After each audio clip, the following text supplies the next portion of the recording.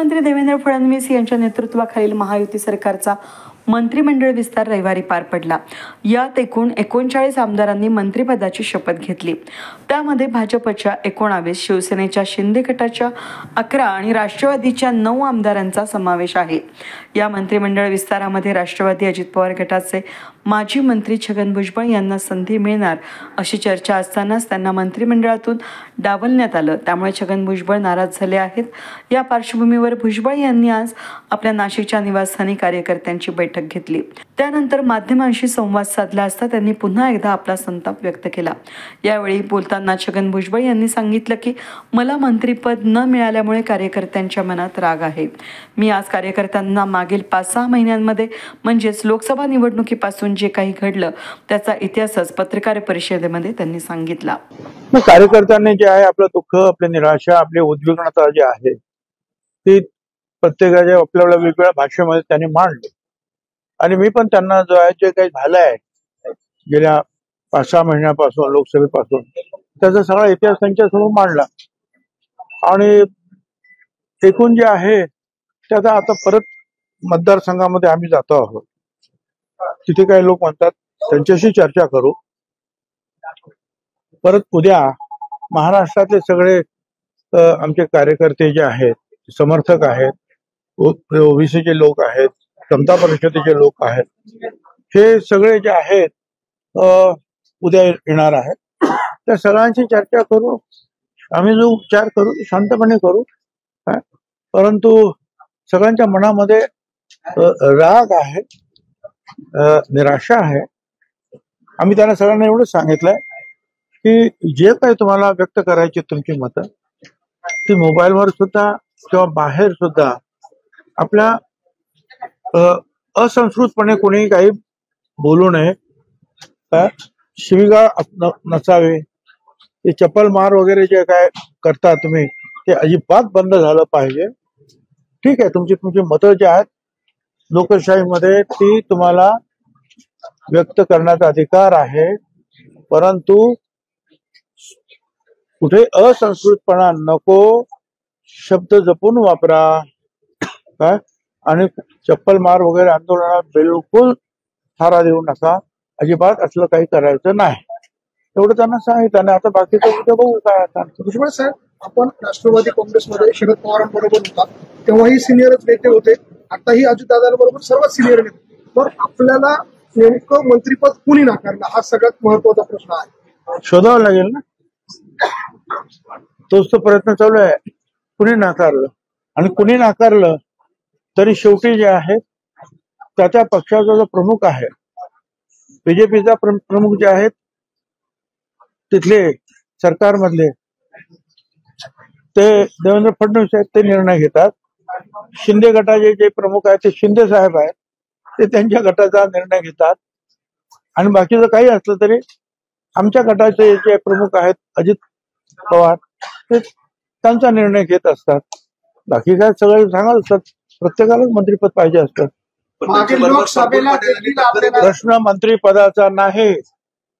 प्रश्न ज्या प्रकारे अवहेलना करण्यात आली त्याचा आहे. आणि त्याच्या संदर्भात मी उद्या तुम्हाला आणखीन काही सांगायला चर्चा करू. लोकसभेत देखील डावलण्यात आलं होतं मागच्या वेळेस. हे खरं आहे. त्यांनीच सांगितलं होतं लोकसभेमध्ये उभे राहा म्हणून. होळीच्या दिवशी मी इकडे आम्ही निघालो, आम्हाला ताबडतोब म्हणे परत या. आणि त्यांनी सांगितलं की मोदी साहेबांनी आणि अमित शाह साहेबांनी सांगितलं की नाशिकला भुजबळच उभे राहणार. मी म्हटलं बरं आमची तयार नाही, आम्हाला तुम्ही एकदम शॉक केला. 24 तास द्या, आम्ही उद्या सांगतो तुम्हाला. परत उद्या गेलो, म्हटलं दुसरं कोणाला समीरला उभं करा, दुसरं कोणाला नाही. म्हणजे तुमचं नाव त्याने प्रकर्षाने घेत तुम्ही उभे राहा. मग 1 महिना मग आम्ही इथे आलो. काय सगळी तयारी झाली आणि एक चांगलं वातावरण निर्माण झालं. अर्थात एक तर सर्व समाजाचे, मग दलित, मुस्लिम, आदिवासी, ओबीसी, काय अगदी ब्राह्मण समाजाचे लोक सुद्धा येऊन, आणि विशेषतः ज्यांना नाशिकच्या डेव्हलपमेंटमध्ये रस आहे ते सगळी जी मंडळी जी आहेत ती येऊन गेली की तुम्ही बरं झालं, आम्ही तुमच्या पाठीमागे उभं राहणार. आता नाशिकचे पाऊल आणखीन पाऊल पुढे पडलं. आम्ही प्रयत्न सुरू केले. पण 1 आठवडा झाला, 2 आठवडे झाले. खरं म्हणजे जर तुम्ही आम्हाला एवढ्या यांनी सांगितलं की तुम्हाला उभं राहायचं आहे तर 8 दिवसामध्ये तुम्ही नाव जाहीर करायचं, 15 दिवसात करायचं. पण 1 महिना झाला तरी सगळ्यांच्या अख्ख्या महाराष्ट्राची नावं जाहीर झाली, आमचं नाव जाहीर होत नाही. मग मी म्हटलं ठीक आहे, आता माघार घेतो. कारण मी अशा प्रकारचे जे आहे आस लावून डोळे लावून बसणार नाही तुमच्या तिकिटासाठी. धन्यवाद. काल आपल्या उठी एक गाण्याच्या ओळी होत्या, जहा नहीं चैना वहा नहीं रहना. काय आपल्या मनामध्ये तो नेमकं आपको क्या कहना है अभी? जो सही है तो कह दिया. हो हो साहेब, और क्या करना? मुख्यमंत्र्यांची याच्यावर काय प्रतिक्रिया होती? आपण काही वक्तव्य केले होते. मला जे काय कळलंय, मुख्यमंत्र्यांनी माझा प्रवेश मंत्रिमंडळात असावा यासाठी आग्रह धरला होता आणि निश्चित ते मी कन्फर्म करून घेतले. साहेब मंत्रिमंडळात एक जागा घेतली तुमच्यासाठी. चला आता बाकीचं काय. प्रफुल्ल पटेल असे म्हटले की राज्यसभेवर तुम्हाला हो, पाठवा. मला हे बघा, लोकसभेवर मी जातो म्हणालो, ऐन वेळा तुम्ही कच खाल्ले, नाव जाहीर नाही केलं. राज्यसभेची जागा आली, मी म्हटलं मला जाऊ द्या, त्यांच्या सुनीता ताईने पाठवायचं. मी म्हटलं मग ठीक आहे, मी काय बोलत. दुसरी जागा आली, त्या ठिकाणी मकरंद पाटील यांचे बंधू नितीन पाटील यांचं नाव द्यायला लागले. आणि म्हटलं मला जाऊ द्या, माझा फायदा तुम्हाला होईल पक्षाला, माझा चांगला फायदा तुम्हाला पक्षाला, मला जाऊ द्या. 40 वर्ष झाली इथे आहे. नाही मग मी त्यांना आम्ही शब्द दिला.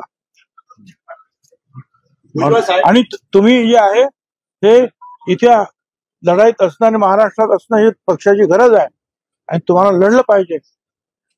आम्ही लढलो आणि लढल्यानंतर आता ते सांगतात की तुम्ही राज्यसभेवर जा का, तर मकरंद पाटील यांना मंत्री करायचं. त्यांनी ते केलं. आता त्यांना ते त्याच्या भावाला सांगणार तू राजीनामध्ये खाली आहे. आणि मग मला सांगणार तुम्ही आता जा वरती. मी म्हटलं मला पाहिजे होतं हे तर मला काही लपून ठेवलं नाही. पण आता मी निवडणूक लढलो, आता संपली निवडणूक, अजून त्या मतदारसंघाला काही प्रश्न निर्माण झालेले आहेत ते सोडायचे आहेत. माझ्यासाठी जीव काढला माझ्या लोकांनी मला निवडून आणण्यासाठी. मी त्यांना मी काय सांगू, मी राजीनामा देऊ शकत नाही. कारण राज्यसभेवर जायचं असेल तर विधानसभेचा राजीनामा द्यावा लागेल. आणि मी त्यांना सांगितलं 1-2 वर्ष द्या मला, काय मी जातो तोपर्यंत माझ्या मतदारसंघात मी स्थिर स्थावर सगळं करीन आणि मग त्यांचा निरोप घेऊन तुमच्याकडे येतो आणि मग जातो. त्याच्यानंतर ते म्हणाले आपण चर्चा करू बसू, तर कधी बसलेच नाही. अजित पवार आणि प्रफुल्ल पटेल तुमच्याशी संपर्क करताय, ते तुम्हाला फोन करताय, तुम्ही त्यांचा फोन उचलत नाही असं कळतंय. अजिबात चुकीची गोष्ट आहे. प्रफुल्ल पटेल जे आहेत यांना फोन करतात आणि हे फोनवर त्यांच्याशी बोलतात. अजित पवारांशी काही संपर्क साधला का आपले? नाही. अमित शहा यांच्या जवळ आपण गेला लोकसभेच्या काळामध्ये, हे राष्ट्रवादी त्या नेत्यांना अर्थात प्रफुल्ल पटेलला असं किंवा अजित पवारांना हे खटकलंय म्हणून आपला पत्ता कट झाला असं काही? मला माहिती नाही, ते तुम्ही भाजपमध्ये जसे कालमर्यादा ठेवली 75 वर्षाच्या ज्येष्ठांना मंत्रिमंडळामध्ये घेऊन असं काही राष्ट्रवादीने काही धोरण आखलंय का? असं काही त्यांनी ठेवलं नाही. ठेवलं असतं तर मला राज्यसभेवर जा म्हणून काय सांगितलं असतं. सांगितलं घरी जा. बरोबर राहायचं नाही अशा प्रकारचा सूर कार्यकर्त्यांनी बैठकीत व्यक्त केलेला आहे. तुमची भूमिका काय असणार आहे? ती मी सगळ्यांच्या भूमिका ऐकून घेतोय. भूमिका ऐकून घेता आपण काय? मी तुम्हाला सांगितलं मला मतदारसंघाला जायचंय. मला उद्या मी महाराष्ट्रातले लीडर्स येणार आहेत, सगळे लोक भेटणार. पण बघू. प्रफुल्ल पटेलांनी असं म्हटलंय मला राज्यसभेवर पाठवायचं हे तुम्हीच त्यांना म्हटले होते त्यावेळेला 4-6 महिन्यापूर्वी. त्यावेळेला होय, त्यावेळेला माझं ऐकलं नाही. आणि आता म्हणजे मी काही लहान खेळणं आहे का तुमच्या हातातलं? तुम्हाला वाटेल तेव्हा तुम्ही आता वरती, आता बसा खाली, आता निवडणूक लढवा. बरं तेही जाऊ द्या, पण माझ्या मतदारसंघातील लोकांना मी राजीनामा दिल्यानंतर काय वाटेल? आणि मी त्यांना सांगितलं मी नक्की जायला मला जायचं आहे, पण मला थोडे दिवस द्या. माझ्या मतदारसंघामध्ये माझी काही कामं ती पूर्ण करतो, लोकांची समजूत काढून मग जाऊ.